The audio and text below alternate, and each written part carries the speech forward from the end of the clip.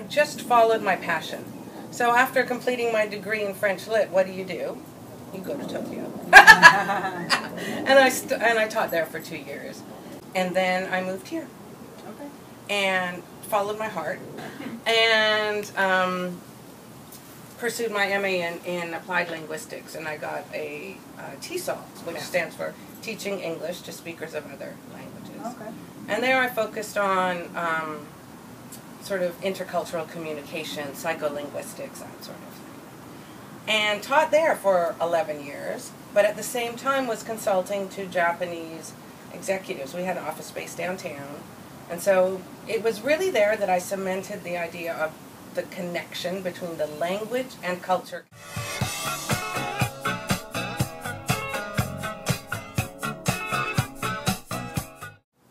In other words, you can be fluent in a language, but if your communication doesn't embody and reflect cultural ideas, you're still not communicating, right? So, like that. That is French, and it's also Japanese. It's fascinating. Yeah, it's true. It's so fascinating. True. Yeah. I see. It's impossible for me not.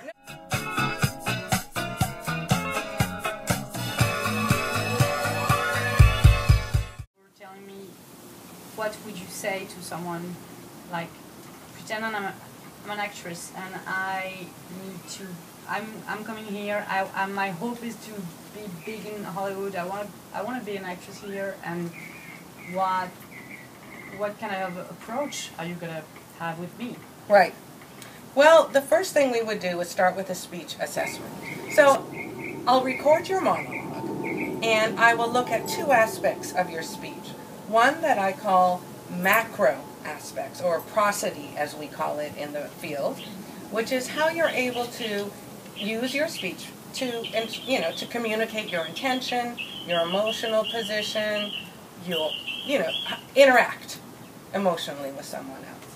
And I'll also look at your phonetic repertoire, which we commonly refer to as your ability to pronounce the sounds of American. And then what we'll do is we'll go through your monologue together, we'll listen to it, and we'll come up with a training plan.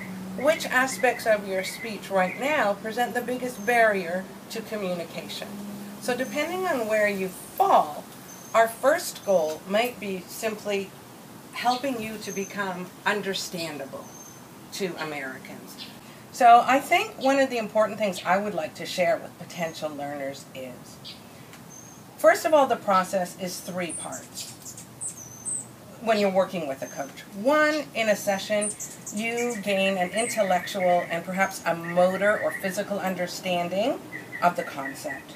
Part 2, you go out and every day listen, observe, observe. Use LA or use the movies if you're not here to identify these patterns and claim them as your own. Once listening is doing the work. And then 3 will attempt to produce these patterns. So those are the kind of 3 steps to the cognitive process of learning.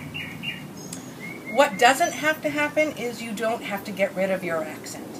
Think of Standard American as a business tool. Something that you can use when you need it to serve the characters you want to play. So I understand that it's a whole behavior that you need to learn. Language and culture cannot be separated.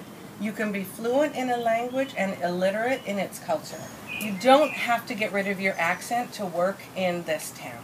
I think some people may take that approach, but I'm all about respecting the core. Keep who you are and serve the character.